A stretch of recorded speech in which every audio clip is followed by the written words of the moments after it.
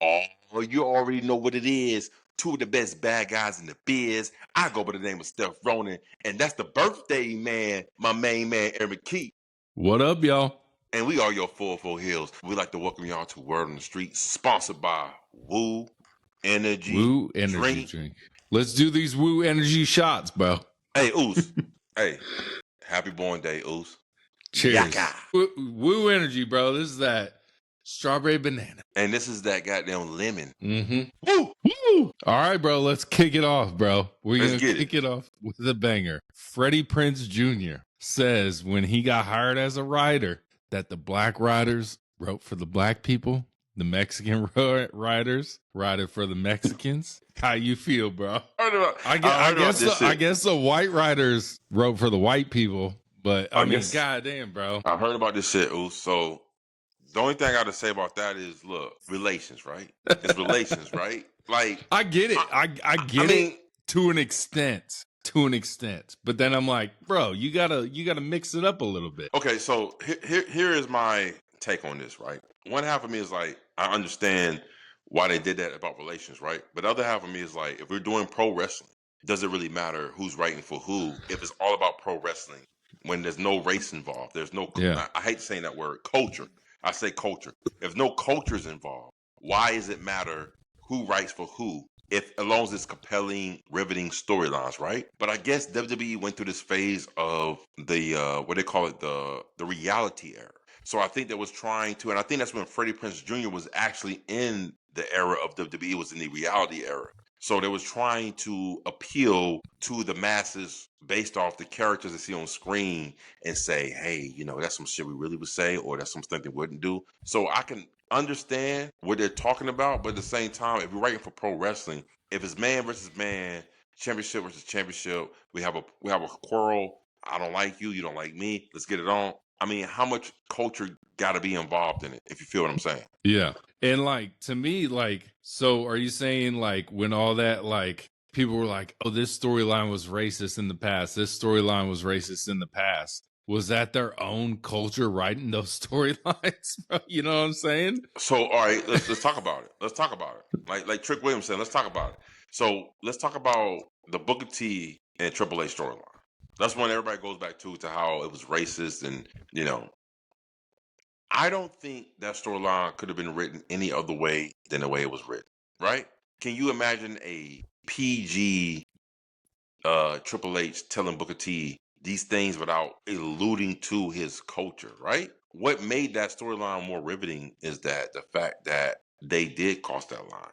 They was willing to go above and beyond and make it appear as, hey, you know, like Triple H say, you're tight when he shouldn't even be world champion. The fuck, bro? That shit was wild. You know what I'm saying? Crazy. But it worked, though. Yeah. It worked. You know what I'm saying? And I think in this industry, in this business of ours, is about what works, what don't work. You know what I mean? So I'm with it. Some people don't like it. They're like, oh, it's racist. It's racist.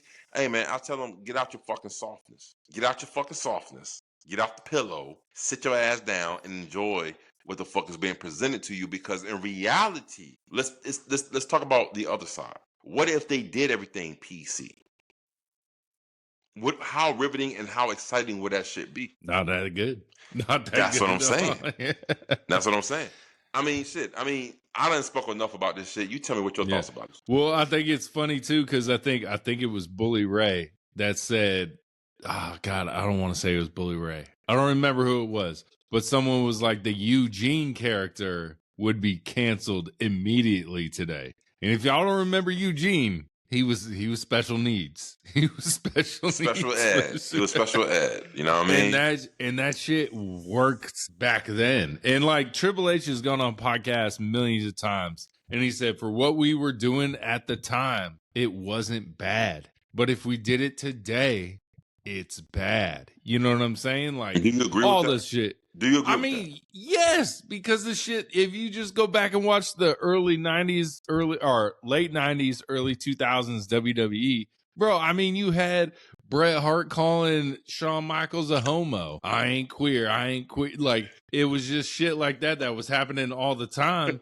And I'm like, yeah, that shit would not fly today. But It is like everyone always says, wrestling is a microcosm of what the world is today. Okay. So I mean, you had fucking people being Iraqi generals in the 90s when we were going to war with Iraq, bro. That shit ain't happening today. So, ain't no one coming out there, Russia, Ukraine, fucking Israel, Palestine. Fact. You know, all Sammy wears is the Palestine colored flags on his, like, you know, pants that everyone says, yeah. And that's cool. You support what you support. But, bro, there ain't no one coming out as, like, a fucking anything, bro. It ain't happening. Well, I agree with that. But I'm asking Aaron, not the motherfucking PC Aaron. Give me your shit, bro. Like, do you think that shit is really on some, if it was happening today, you think, not with the masses, to you personally? Is there something you'd be like, oh my God, that's just too much for me to bear? Oh, never.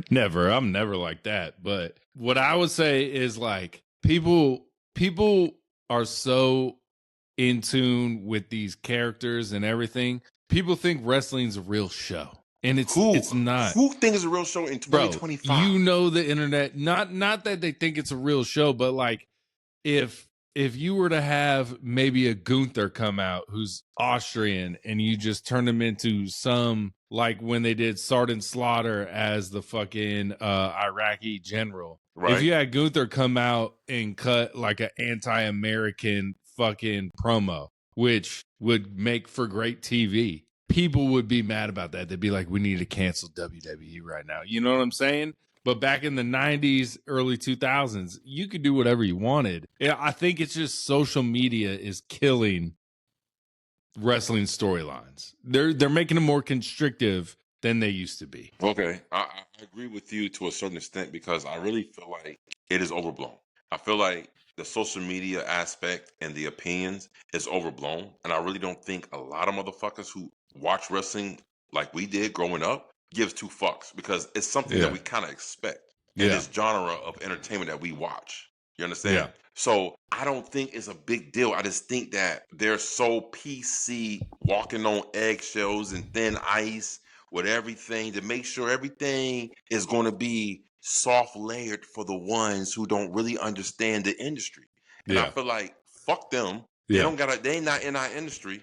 They don't understand what we do. So why do you get to put your 2 cents in when you don't even cash in or let alone cash out on the motherfucker? So what you're saying basically is wrestling fans that are wrestling fans forever wouldn't mind the more hardcore, maybe taboo storylines. But what WWE wants to do is just bring in the casual fans, and they can't do that with those storylines. Of course. Think about, bro, Stone Cold Steve Austin coming out there drinking beers, talking shit, holding a gun to Vince McMahon's face, pulling the trigger, it says bang. That shit would be that people who don't even watch wrestling would complain about what happened in wrestling. And that's why I think Paul Heyman has the best point is these wrestlers need to start getting nominated for Emmys and shit, you know, because TV shows, Emmys, because it's just acting, guys. It's just acting. That's why I don't think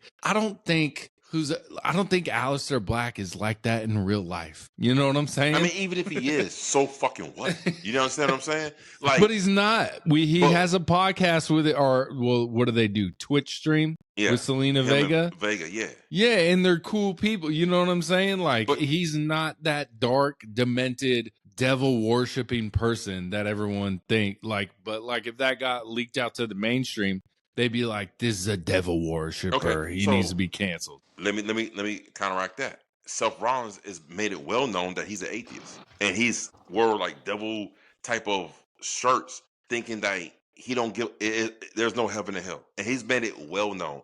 But WWE still. Seth Rollins has. Yes, do the knowledge. I'm telling you. Damn, truth, real shit. But the thing I'm trying to say is, I just don't think it's so prevalent to the point to where fans like us is, oh, I'm not going to watch that because it goes against what it's pro wrestling. Because if we had that same mentality for movies, how many movies we really watch? All the time. That's what I'm saying. They be canceled, but people don't think of wrestling and TV shows as the same thing. Okay. So mainstream media doesn't think that.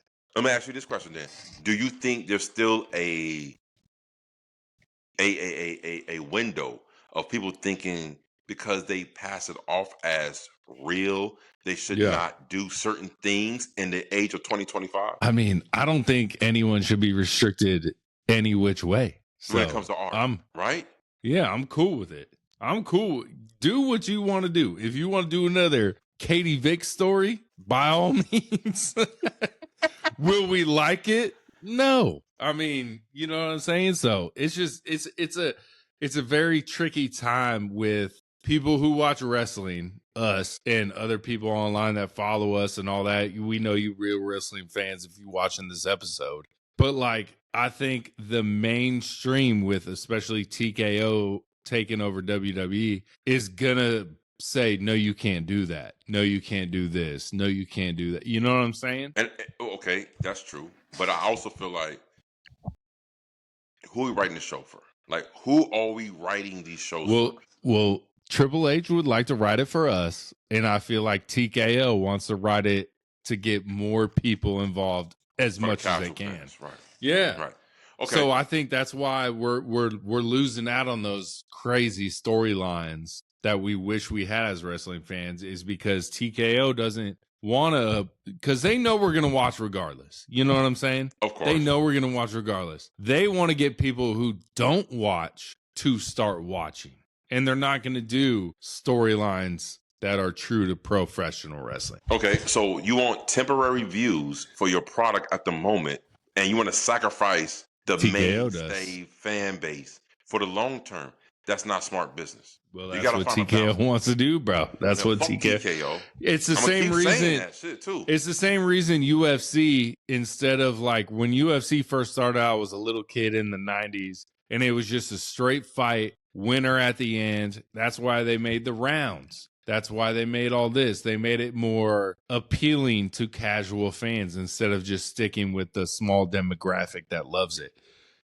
And I don't think WWE, aka TKO, thinks that the true wrestling fans can sustain the money they want to make. And that's impossible. Yeah. That's impossible, because it was true wrestling fans who sustained the fucking business when it was in the dumpster. When there was no more casual fans for eons.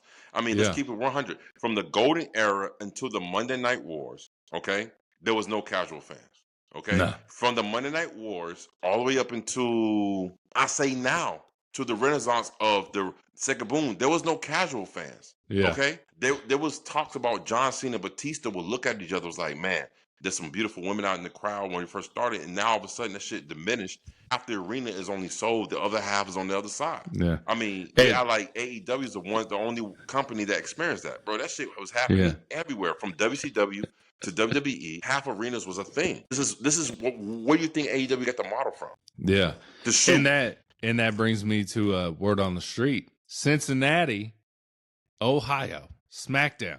The last time they were in the building, they sold 5,000 less tickets for Friday Night SmackDown. That's what I'm saying. That's all I'm saying. Like as much as people say AEW's going down, so is WWE right now. Do you think it's Roman not being there all the time? Do you think it's The Rock ruining storylines across the WWE universe? Roman can be there 7 days a goddamn week and 2 times on Sunday. It could be the most riveting storylines of all time in the history of WWE, but that shit still won't have a fucking weight to it, because the prices is outpriced the fan base. This is all it is. We talked about this millions of times. Millions and trillions we probably talk about it. That's probably our most talked about conversation. The ticket prices are just getting ridiculous, bro. It's too much. It's too high. Before we started this podcast, I bought those Raw tickets thinking the wife was coming. She didn't come. I said, let's go, Steph. We talked about it. It wasn't a thought in our minds. Right. But them tickets was $25. They were in the nosebleeds. Okay, hold on, wait a minute. $25. It wasn't nosebleeds like that. It wasn't like at the tippy top. It was in the mid. It was we're mid. But I'm just saying, we was up there in the whatever you want to call it, the top. The section is where it is. But like those tickets were $25, bro, at a Raw with Cody Rhodes. Seth Rollins showed up. We had all the big stars. No Roman though. But Now, if you want to send nosebleeds, you're paying $125, $225, $220. Yeah, shit's getting crazy, bro. And that's what I'm saying. It's coming back to bite the WWE in the ass because of what TKO is, how they're maneuvering everything on the top. And it's biting them in the ass. And I saw the pictures. I know you saw the pictures. I seen the pictures. Half the arena in SmackDown was empty. Bro, we was at Evolution in Atlanta. The whole fucking a lot of the sections were talking. It was a lot of empty sections. We got kicked out of a tarp section, bro. We did. It was like, hey, you ain't supposed to be in here. Get out of here. But what I'm saying is, to those who was jumping on AEW's back because it's like, oh, you can't even sell out a full arena, bro, it's coming right back around again. And what did I always say from day one? Wrestling goes through its ebb and flows. There's up and there's downs, and we're going to see it. When you asked me that question almost a year ago, will you see WWE going down? I said yes, and I got so much flack for that shit online because motherfuckers be like, there's no way WWE will go down. We're watching it right now before our very eyes. You understand? This is not hate. This is not biasness. This is what I've seen the trend for the business that I've been watching since I was fucking 10 years old. You know what I'm saying? So this is what it is. It happens. Would the stock be going down in WWE if TKO didn't charge so much for tickets? It wouldn't. You know what I'm saying? That's what I'm saying. No, it wouldn't. It's self-inflicted wounds. It wouldn't go down if TKO wouldn't charge these outrageous prices. You know what I'm saying? It wouldn't go down. If they would have kept the same model of the prices with the product that they're producing, even though the product hasn't been the most riveting product since WrestleMania 40, but it's still enough riveting to gain a lot of interest to motherfuckers want to pay the prices to go and see live, right? Yeah. They would sell out a lot more shows. They would sell out more shows. TKO killed that shit. Bring it down. Yeah. Yeah. Bro, I agree with you. And that brings me to my next thing is Tony Khan wants to keep ticket prices family friendly. And that's his best, especially with all the backlash that we just talked about with WWE. Like, families are getting outpriced at these events. They can't afford to go to it. Tony Khan's like, let's go. We're for the family, bro. It's great. It's great. Regardless if he wants to do it or not, it's the best decision, bro. Look, what was broadcast from fucking Mark Shapiro? He put Vincent Kennedy McMahon on blast by saying Vincent McMahon didn't maximize the product, the ticket sales, because he was trying to price the family. But see, what little did he know that Vince McMahon knew the fucking model of the business that he was entering in. Yeah. He knew the fans. He knew what needed to be happening in order for the longevity of the company down the road to succeed, okay? This motherfucker, Mark Shapiro, don't know a goddamn thing. You understand what I'm saying? Yeah. But guess what? Guess who took notes from Vince McMahon? Tony Khan. And that's why Tony Khan product is doing this, and the Ease product is doing this. This is not hard. Yeah. It's simple economics. And I feel like Vince McMahon has the same, like, my salary's paid, everyone else's salary's paid. I don't really care about the profits. I just want to keep, if you can keep going week after week, I don't need this big. But TKO's board is all about, because what do the TKO board members do? They sit in their chairs. They're not around. They just want to make money off of something they're not even like a part of. You know what I'm saying? Right. And it's like Vince McMahon was always like, my bills are paid, everyone's bills are paid. We're good to go. Let's keep this rolling. You know what I'm saying? Right. No, you're right. But see, that's the thing. It's the lack of care.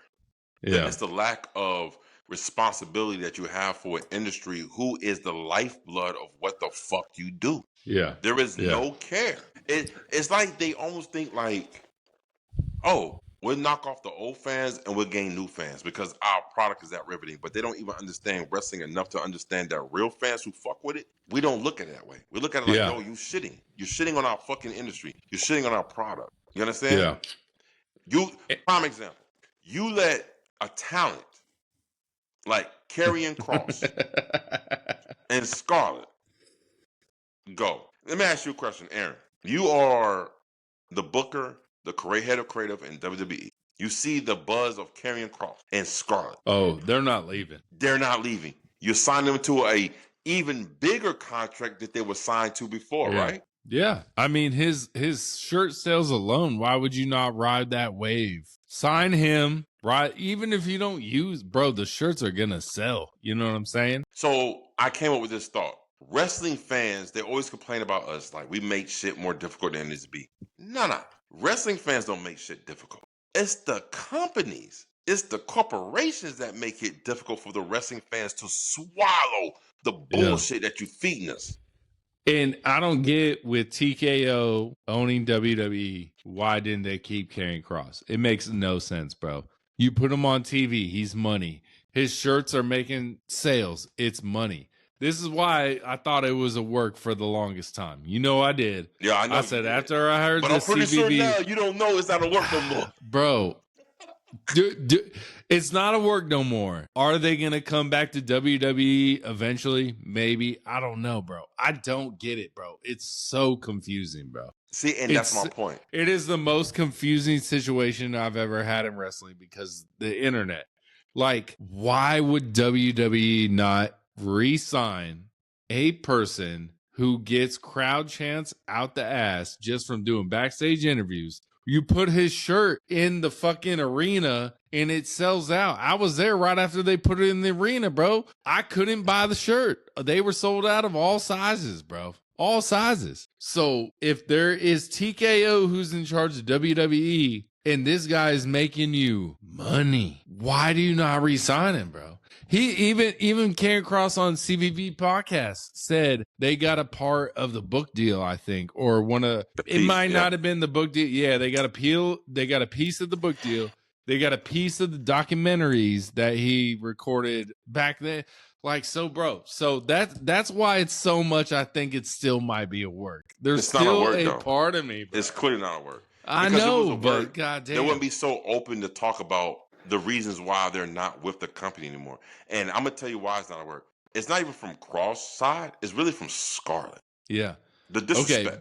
Let's get into that. I know it's one of your order street. Let's get into that right now. But let me ask you this though: if you're Tony Khan, why haven't you signed this motherfucker already? That's the fucking greatest mystery. I don't know why you haven't reached out to Kross and Scarlett and say, "Hey, we want you part of the AEW." But he might have already. There's no way Tony Khan hasn't contacted Karrion Kross, bro. In my opinion, there's no way. Look, if it don't happen to have a Wrestle Dream, bro, because did you listen to the whole Chris Van Fleet podcast? Only have so, but like you saw the post of her saying like, if the next company we go to, we're gonna live there, die there. Yes, we're gonna give it a. I saw that, bro. So that was that in my mind, my wrestling mind. AEW, Wrestle Dream, maybe. And if it happens, but where does he get involved?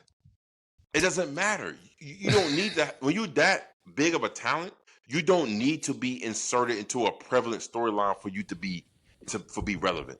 You just go in there and you do what the hell you're supposed to do, and you capitalize on it, and then you get eyes on, like Tupac, all eyes on me. That's exactly what's going to be. You understand what I'm saying? Does Karrion Kross carry over to AEW? Of course. Because he's making so much noise in the independents. Where do you put it?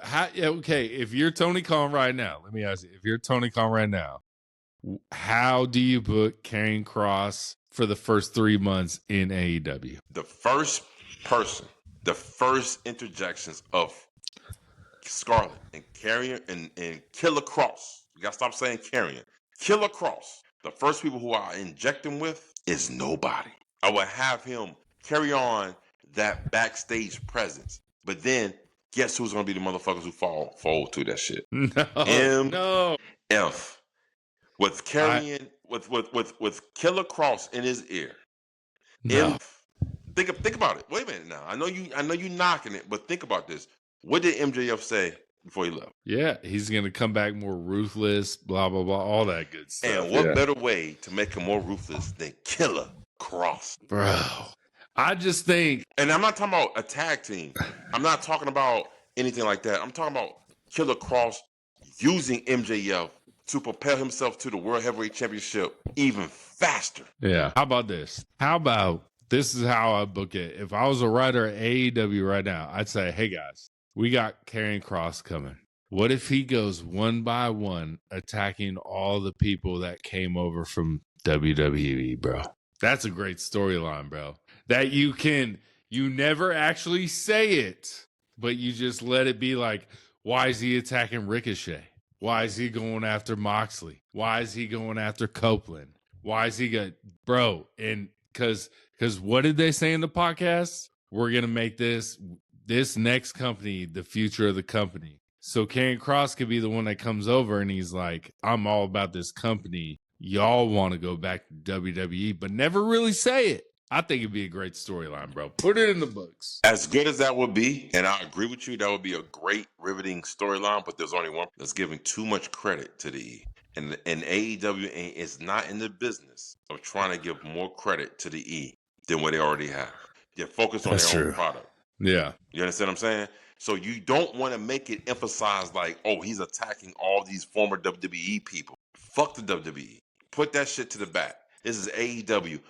What new path can we create for Killer Kross and Scarlett to make their mainstay and their stamp in the AEW history? And I'm telling you right now, if Kross is in the ear of MJF and he's the reason why MJF comes out more vicious and as for a payback, hey, don't forget, I'm the one who brought you back to what you are. And I want my title shot. Skip the line. Tough, bro. That's tough sell, bro. But check it out. It's a good storyline, though. Yeah. Is it not? It's a good storyline. I like yours. I like mine. I like them both. I like yours, but I'm just saying yours is just too much. But you never reference WWE ever, bro. Smart the enemy, bro. Moves. Yeah. We'll see. Know how that goes, we'll see, bro. We'll see, bro. All right, we're gonna go to your boy, Big Daddy Cool Kevin Nash. Have you heard this story yet? You know what I'm about to say? Let's go. He says his royalty checks have been cut in half since TKO was taken over. He was on a podcast with our boy, X-Pac, Sean Whitmore, something. I don't know. Waltman. I don't know his last name. Waltman. There you go. Yeah. His royalty checks have been cut in half since TKO. Just another way TKO has ruined WWE. What are your thoughts? I believe it. And I could tell this check was getting cut short because the more and more the checks were getting short, Kev was talking more shit about the D. I'm like, wait a minute. You weren't saying that shit a couple months ago. But this motherfucker, he was talking more shit. I was like, and then this shit comes out. I was like, it makes sense. Because Kev about the money, bro. Kev has no brand loyalty. He wants loyalty of the greenbacks. You understand what I'm saying? Yeah. He may not be from Missouri, but he's from the Show Me State. Show me the greenbacks. You understand what I'm saying? And that's when WWF at the time bought WCW, the big stars didn't go over because their contracts were guaranteed. They didn't have to go wrestle. They were getting paid to sit at home. Right. So that's why we didn't see Kevin Nash for the longest time. But, bro, that's crazy, bro. It's just crazy to me that, like, TKO is so about we're charging fans. We just talked about it over the moon for ticket prices, and they're also taking from their ex-talents, bro. Right? They don't give a fuck. So that right there should tell you how much control Triple H really has. He doesn't. That's what I'm saying. Why would you? That's your best friend. That's one of your best friends. There you go. Why would you not want to look out for your people? So are you saying we shouldn't blame Triple H for a lot of shit? I've been saying that for months. I haven't blamed WWE for the downfall of WWE. I blame TKO. And I blame that goddamn devil, Nick Khan. I'm going to keep saying that. Allegedly, he's the devil. We don't know. I don't give a damn. Allegedly, for real, I don't care. He's a goddamn devil to me because shit ain't started happening until he got into the fold. Yeah. And not only now are the fans suffering, the athletes are suffering. The product is suffering overall because of the downfall and the lack of thereof. You understand what I'm saying? Yeah. It's more of a momentarily type of storyline type of shit. If it's popping, we stick with it. If it's not popping anymore, we're going to drop it and we're going to try to do something new. And that's been costing them for the long run. Yeah. I mean, look how they fumbled John Cena's heel turn. The worst heel turn. His dad hates it in the history. Okay, I won't say it's the worst heel turn in history because when the heel turn happened, it was awesome. We talked about this. No, we're not going to say that. We're not going to do that. We're not going to say because the heel turn itself was so fucking great that it was good. No, it's it about was the follow-up. good. I said it was good, bro. Where's the follow-up, though? It could be so That's good what in I'm the saying. moment, but what's the follow-up? Look, bro, it's like when the fajitas come out and they sizzling, but they get to the table and they're cold, and you're like, how the hell did this happen? And guess what? That was John Cena's dumbass fajitas. Do you think Hollywood Hogan's heel turn would have been so prevalent if it was just that, and then he all of a sudden turned back face 2 months later? Oh, dude, it would have been terrible. It would have been terrible. You just answered your own question with that there. Thank you very much. But so I'm John saying Cena's heel turn I'm saying the heel turn. If you take the heel turn for what it was, that 20-minute segment, it was a good moment. Okay, wait. If we're looking back on it now, months later, and we're like, that was stupid. Yes. But when it happened, it was awesome. Again, I'm asking you the same question. When Hogan dropped the leg on Macho Man, yes, that was an awesome moment.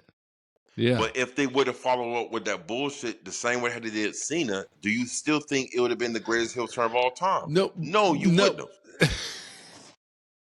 I just think it's one of the greatest heel turns besides Hogan, but WWE fumbled the fuck out of it. Hold on. That's what I'm saying. Listen.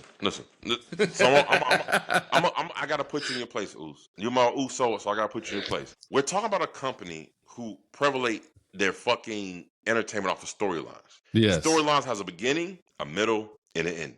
All right? Yes. If the beginning is good and the middle is suck and the ending is bad, it's not a good storyline, right? But no. So is it a good storyline? Let me ask you one thing, bro. If the story from Elimination Chamber, you had high hopes, you weren't as down in the dumps as you are right now, like we all are, because the Cena heel run didn't work. But when that moment happened, you had faith it might work out. Okay, what's your point? I'm just saying, like, when the heel, I want to put myself back at that night, Elimination Chamber. Put yourself back there. When it happened, it was amazing. It worked.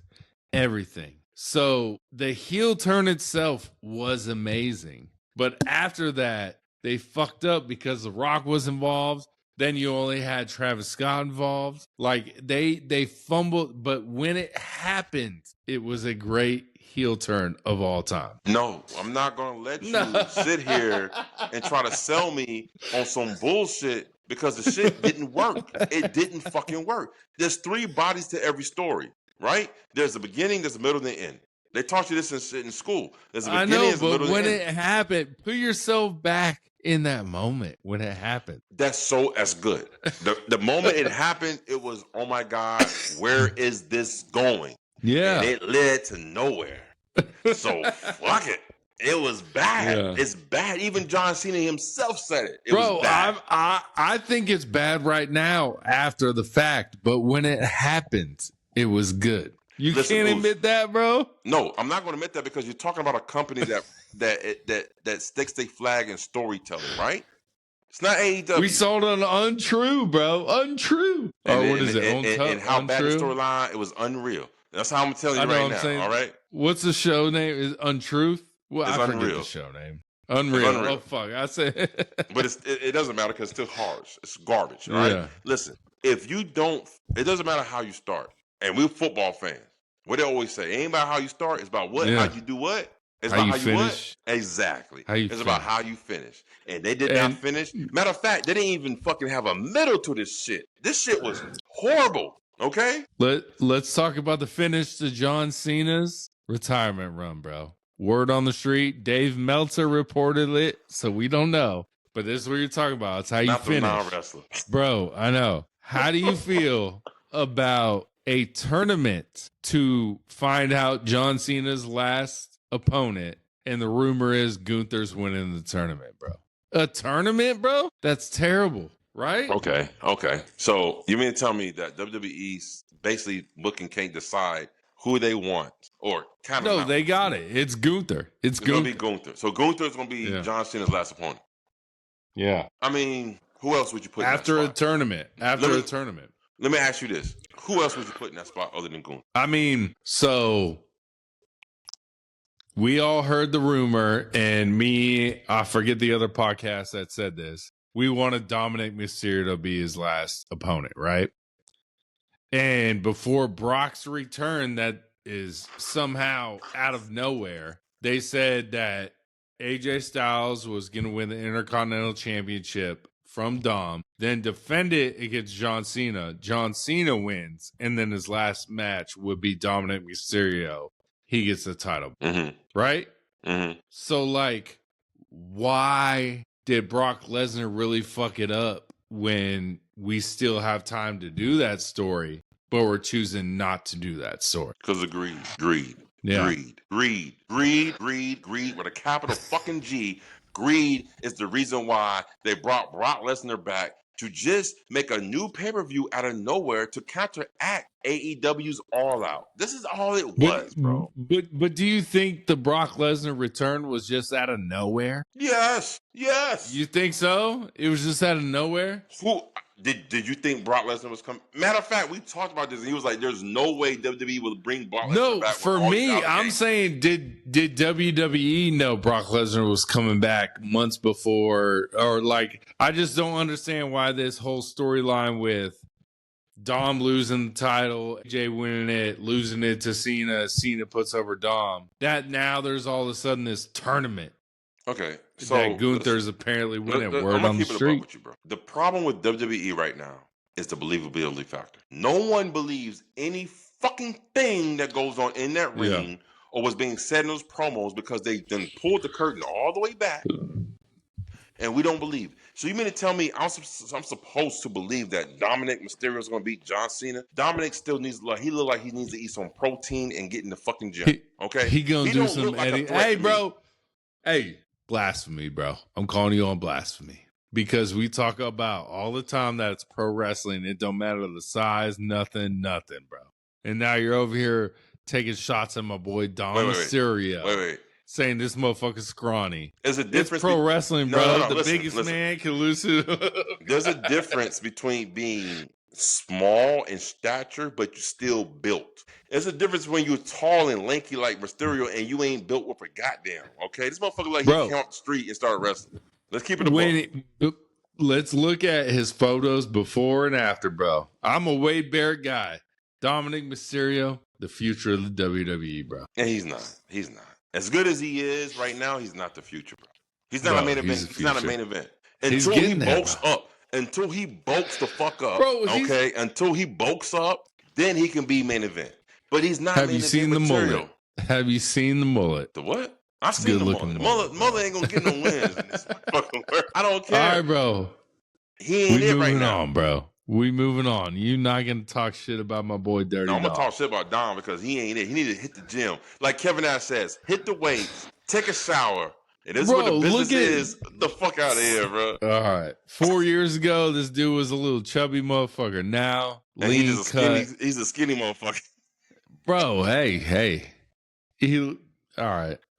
Raven documentary, bro. Raven documentary. You hear about this? Nevermore. Raven. Quote the Raven. Nevermore. Prime. Bro, this was my dad. He'd also be like, look at this motherfucker in the flannel sitting in the corner. You know what I'm saying? Remember he used to always do that shit? He was one of my favorites from WCW. Yeah. All-time favorite, bro. I'm so excited for this. Shout out to Prime for doing a documentary on a wrestler that's like not a big-time wrestler. You know what I'm saying? Wait, you talking about Prime Amazon or Prime drink? Prime Amazon. I would never talk about Prime Energy Drink over here. No, Blue Energy Drink is what we talk about on the Full Heelz podcast. Get some, get that. But how you feel about that, bro? Raven documentary. I love it, bro. I want to see it. I'm riveted. I'm interested. I want to see Quote the Raven, Nevermore. His character was so out of the norm. Even, like little things to where how he used to wear like one knee pad that was green layered on the outside, the other one is a different color. He wore these, he looked like he was just dingy, dirty. You know what I'm saying? He looked like a motherfucker who came from the fucking streets and he's like whooping fuckers' ass. Matter of fact, Raven used to have a fucking one boot whose heel was this thick. The other boot was not as thick, so like he walked with a limp. You know what I'm saying? Like, it was just out of the norm. He was just something different. And it resonated with WCW fans. So yeah, I'm ready for this documentary, man. I want to see it. Quote the Reverend. That's the name. If the name of the documentary ain't Quote the Raven Nevermore, something fucking wrong. Yeah, it's a good title. Shane O'Mac. Here comes the money. Shane McMahon. Here comes the money. He's been the WWE fans online. They're like, hey, man, we're active roster. Do you think he returns, bro? Of course. But how he returns, that's a different story. But I know he's going to return. And I know us as the AEW fans was hoping that he was. Remember back in the day when we all thought that Shane McMahon was going to be the head honcho behind the Death Row? Remember that? Remember that? Yeah. Everyone thought his little meeting with Tony Khan, they were like, he's going to AEW. He didn't. He didn't. Now it's possibility of him going back. I'm ecstatic for it. I want to see how he comes back and China shifts up the game. But is there still beef between him and his sister and his brother-in-law, Paul Levesque? That's the question I'm asking. Probably. Most likely. Well, we don't know. We're going to see. We going to see. We don't know. Yeah. But I'm telling you like this. Shane McMahon will bring some nostalgia eyes. Okay? I've already went ahead and broke down everything within categories with WWE. Nostalgia right now seems to be the it factor in WWE. You understand? All this talk about new superstars and the new generation, we gotta make it new stars. Nah, because it seems like to me the new stars is taking a back seat while the older stars has been doing the front seat. And to me, I don't think that's WWE. Again, I think it's TKO putting them old stars in the front seat because they want to see what sells. What do you think? What is your thoughts about that? Nostalgia. I mean, they just keep trying to, I mean, with Saudi buying the next WrestleMania or whatever, like we've heard Shawn Michaels getting offers. We've heard all these people getting offers, bro. It's crazy, bro. It's crazy. Let me ask you a question. Are you more of a nostalgia act fan, or do you want to see the future? I think I'm a 30-70 mix, bro. Because like I love seeing the Goldbergs. That's why we went to Saturday Night Main Event. Right. Like I love seeing that old stuff as much as I love seeing the new stuff. So I think it can be a fair balance of both. So to me, so let's I'm the booker. WWE Saturday Night Main Event. Goldberg wants the last match. Okay. First of all, I'm not gonna put it on Saturday Night Main Event. Okay. What was the PLE after Saturday Night Main Event that month? It was. Was it? Fuck, I can't even remember. For fuck's sakes purposes, we're gonna say the next PLE that month. This is how I'll book it. Goldberg versus Braun Breaker, the ruler of the spear, the passing down of the generation. This is what we're gonna give you. Braun Breaker versus Goldberg. Intensity versus intensity. Human cyborg versus the unstoppable force. This is what you're going to get. Not Gunther versus Goldberg for the World Heavyweight Championship, because we all knew Goldberg wasn't going to win it. We already knew that shit. But I'm talking about Goldberg versus Braun Breaker in a 5-minute match where there's nothing like bang, bang, bang, bang, bang, and Braun Breaker goes over. And that be Goldberg's way to give back to the industry that he profited off of is by passing the torch down to Braun Breaker. You motherfuckers tell me another fucking storyline better than that. Give it to me right now. Roman versus Braun Breaker. Just saying. Wait, what? No, I'm talking about Goldberg. Wait, a Goldberg match? Yes, Goldberg's last match. How would you book Goldberg's last? I think Cody Rhodes, bro. Come on. I think Cody Rhodes, bro. Yeah. You would put. Would that have been better? Would that have been better than Gunther? No. Would have been better than both of those was Braun Breaker versus Goldberg. And you know this to be true. Man. I don't know why you're trying to. Spear versus Spear. Spear versus Spear. It would have been good. It would have been great television. It would have been a great build-up. I'm the young version of you, but I'm better than you. You're the old version. You're on the way out. I'm here to take over. I'm the master of the spear, but the spear ain't happening because I'm the one who put it in the game. Bro, can you imagine the storyline, the riveting storylines and the fucking promos that these two could have had? The spear versus spear. Hey, man, I speared your father. I speared your uncle. I speared them all. I'm going to spear you. But I ain't my uncle. I ain't my father. And I'm going to get you. Can you imagine? It would have been good. It would have been better than Goldberg and Gunther. Yeah. And Gunther's going to be seen as last opponent. Oh, Lord.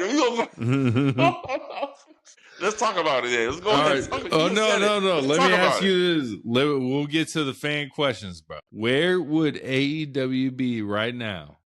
AEW be, I don't know why I said that. AEW with just Cody Rhodes. If Cody will stay with AEW, right? Yeah. If he's still in AEW, would they be better off, worse off, same off? You think so? Yes. I mean, come on. Let's I'm not going to sit here and like, we keep it 100 on the show. If Cody Rhodes will stay with AEW and the way AEW has been doing this, I mean, come on. Who's going to benefit more from that than Cody Rhodes? What do you think? It's a tough one. My thing is, like, where would WWE be without Cody Rhodes right now? You know what I'm saying? I think it'd be just story. Fine. I think you think fine. So. WWE is the same, bro. I think AEW is in a better place. Without Cody Rhodes? No, with Cody Rhodes. Oh, I agree. I agree.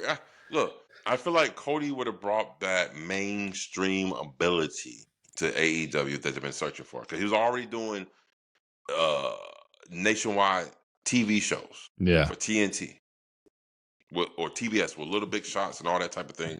I just feel like Cody making the jump from AEW to WWE was one of the fucking like gut punches that kind of, ooh boy, it took out AEW. Mm-hmm. But see, the thing is, the reason why I fuck with AEW so much, because Tony Khan said, you know what, you can go, I'm gonna replace you with Will Ospreay. You can go, I'm gonna replace you with Swerve Strickland. You can go, I'm gonna replace you with Tony Storm. You can go, and I got the Hurt Syndicate. You know what I'm saying? So it was like an even type of swap. You know what I'm saying? Yeah. Matter of fact, you can go, I'm going to give Ricochet the spotlight he needs to be to showcase his talents, and he's going to be the biggest heel in the game. So did AEW lose a step? Yeah. But guess what? They ain't fall too behind, bro. Because I'm telling you right now, AEW's product is wow. I mean, this whole 2025, when the last time we said AEW show was not that damn good? Let alone a pay-per-view? Never. Not been a while. Not this year. Been a while. Not this year. It's been a while. But how many times have we said that about WWE? Too many to count. Yeah. So you tell me who's really winning. The streets. Remember, we talked about this. The streets are talking, and the streets are watching, and the streets is what determines what's popping. And the streets are saying, these guys is popping. These guys is falling. He said they falling. That shit, not me. Hey, check half of SmackDown on Cleveland. You see. All right, bro. So Seth and Cody are going into this match. Who would you book to dethrone each of them? To dethrone Cody, I would pick Drew McIntyre. Yeah. Me. Yeah. Drew Mackey takes the title off of fucking Cody. To dethrone Rollins, Braun Breaker. Jey Uso? Yeah. Or Jimmy Uso? Jay. Give me Jay. Give me Jey Uso. With the tribal chief in his corner, giving him advice, working him up. Give me the bloodline Jay. Not this Jay. Not this Jay. Give me the bloodline Jay that comes out and don't do this with fans. He don't come through the crowd. He comes to the front entrance, and he come in there and he's ready. Give me that Jay that dethrones Rollins. Who you got? I was thinking Cody, Drew, for sure. Okay. I was thinking Seth, Braun Breaker. Braun Breaker dethrones Seth Rollins. With the turn. Yeah, with the turn. Yeah. I can see that, but I think Bloodline Jay will have a little bit more juice. It's all in the booking, bro. It's all in the booking. Right. Yeah. That's what I'm saying. I just feel like Bloodline Jay, with that attitude and how he is now, coming to take over and dominate and fucking gets Franklin with the help of the tribal chief. Yeah. It's going to be crazy, bro. We're going to see where this bloodline story goes, bro. It's going to be, I think, I'm not. No. Never mind. Speak your piece. Speak your piece right now. I'm not going to say better, bro. I'm not going to say better. I'm not going to say what? better than the old bloodline. I was Nothing's like, than the previous bloodline. Let me make this shit clear to people who don't listen, who listens to us and never heard our full episodes. Let me make this shit perfectly clear. Yes, Steph Ronan is on the bandwagon as the greatest storyline ever told is the Bloodline storyline. You can't tell me a goddamn storyline better than the Bloodline storyline. Not the NWO, not the DX, not none of that shit. It's the Bloodline storyline. To me, this was the greatest storyline of all time. You quiet over there. What you quiet for? I'm just saying, I agree. No, I'm just saying, I agree. The Bloodline storyline is the best storyline of all time. And I'm gonna tell you why. They took Roman from being a mid-carder to a fucking superstar. Roman wants to talk about how he made the Uso superstars. Nah, bro, you ain't do that, bro. You ain't do that. That ain't you, bro. That's your lineage. That's your lineage making them superstars. But let's keep it a buck. The Usos was more over with the crowd than Roman was when he was the big dog. Let's keep it a buck, bro. Let's keep it a 100. Yeah, when he was the big dog, for sure. For sure. Okay, so how did Roman make the Usos when the Usos was already over more than the big dog? He made him just more over, is what I'm saying. No, he didn't. They made him more over. Because the bloodline didn't start getting interesting until the fucking Usos joined. Yeah. Let's keep it a buck. Yeah. That's true too. Roman, as good as he is, and he is our tribal chief, I'm not going to lie, but I'm not going to sit here and tell the truth.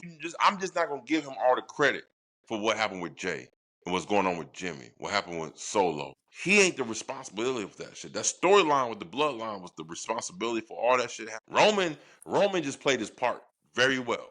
Yeah. Rightfully as he should. But he ain't my GOAT. He ain't my GOAT yet. Because my GOAT will bust Roman Reigns' ass all the time. You understand? And I'm talking about Karrion Kross. Yeah. All right, bro. That's all we got. Word on the street. Yeah. I feel like we just getting warmed up. What the fuck? Bro, that's all I got, bro. Oh, shit. We're going to make up some word on the street. Check this out, man. Yeah. What about Santos Escobar? Supposedly, we all thought that he was supposed to jump ship from to AEW. WWE and to AEW. He's re-signed.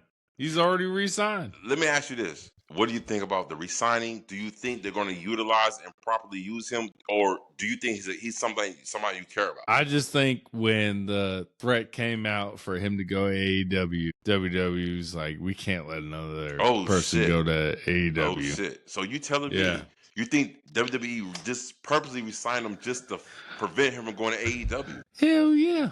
Shit. I didn't think about that. So you think he's that much of a star? No, not at all. But could AEW make him a star? Possibly. So it just turns into the thing where you're like, I don't want them to sign him, so we'll just keep him to stop them from making money off of it. Okay. To me, I just feel like the E didn't want him to go to AEW because he just, even though he hasn't been on TV for almost 2 months. Yeah, it's been a while.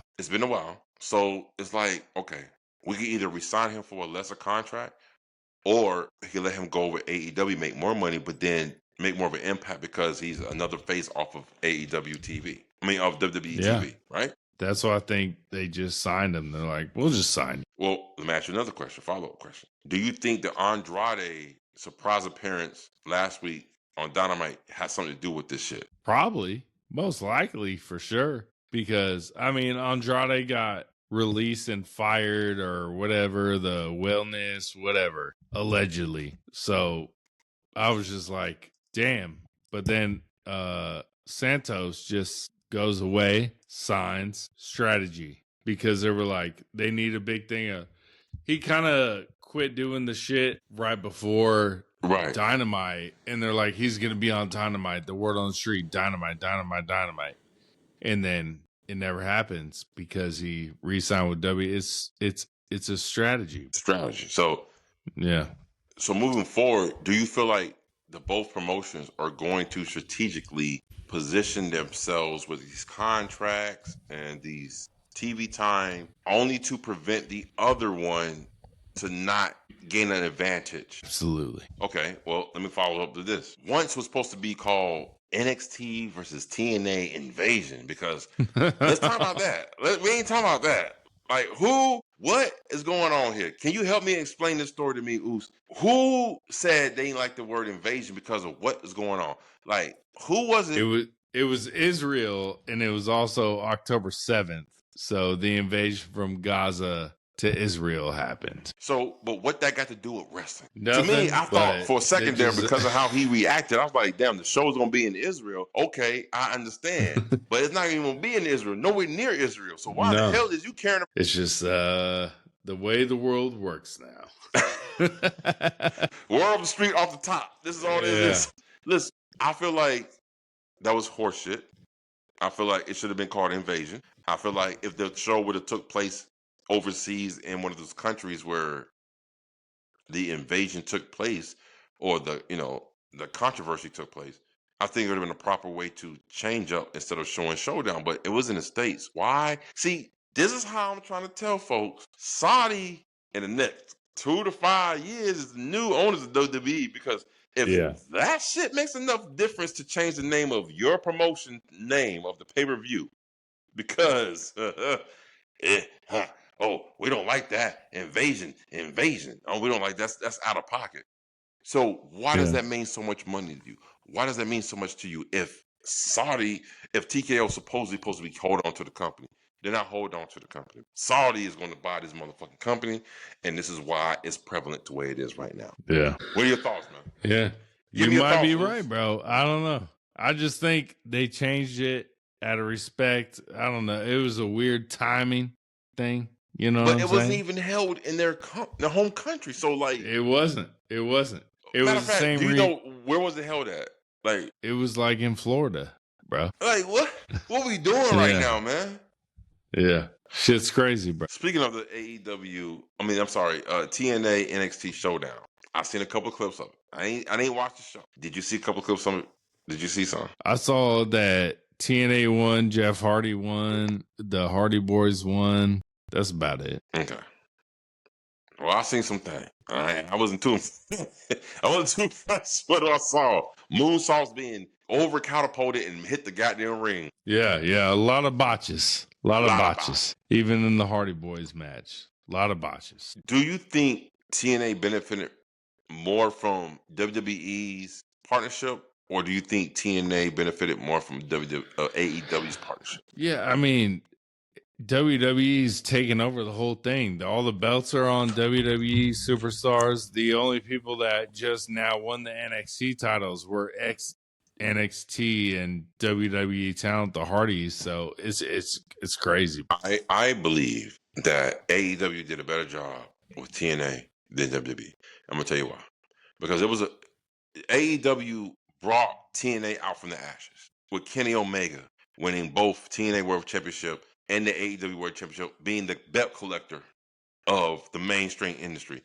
AEW helped bring TNA out from the ashes. Now, I heard Moose say these things saying, oh, the partnership with WWE is better than AEW because they put our stars over.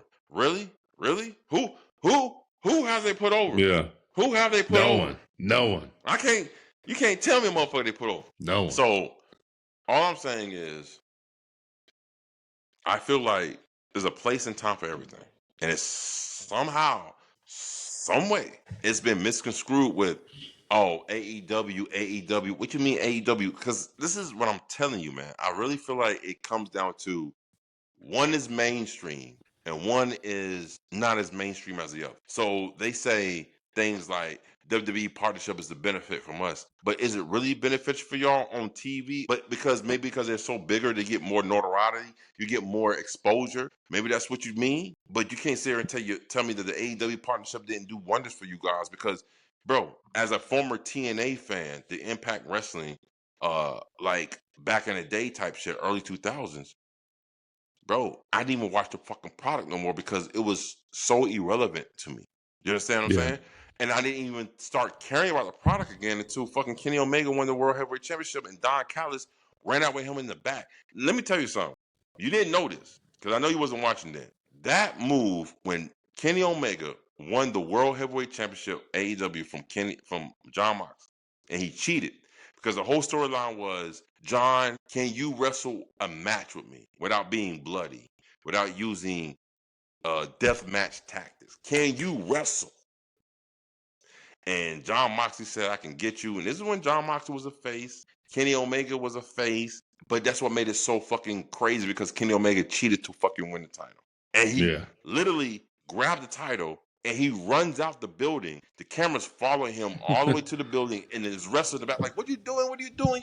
And he's grabbing the title. He's running in the building. And he jumps into the SUV with Don Callis. The camera goes to Don Callis and says, what the hell does this mean? He said, you can find out next week on Thursday on Impact Wrestling. That's when I was like, Impact Wrestling? What? Yeah. That's the forbidden door. That's like they were the first ones to merge. You know what I mean? Yeah. Yeah. So I'm sorry, man. To me, I know Moose said his things, but to me, I'm sorry, nah, bro. Nah, AEW was a lot more beneficial to TNA than what WWE is into TNA. What are your thoughts, man? Bro, I'm so fucking high from this edible. I don't even know what's going on right now, bro. I didn't expect you to say that. I'm so spaced out, bro. I'm so spaced out, bro. Yeah. I'm just so... You just went on a 10-minute rant. I was just like, bro... I don't even know what he's saying right now. I'm so high. Bro, hey, it's my man's born day. He's having a good time. We fuck with y'all. Y'all know what it is. That's Aaron McKee. It's Steph Ronan. We're the 4-4 Heels. And we're the realest motherfucking podcast on the net. We're going to keep it with y'all asses. You know what to do next time. Y'all stay tuned for AEW Friday. We're going to give you the fucking predictions. Goddamn World Street, motherfucking 5 top storylines, man. He got me fucked up right now. Shit was fucking... Y'all know what to do. Spotify, YouTube, subscribe. Till next time. Deuces. Peace.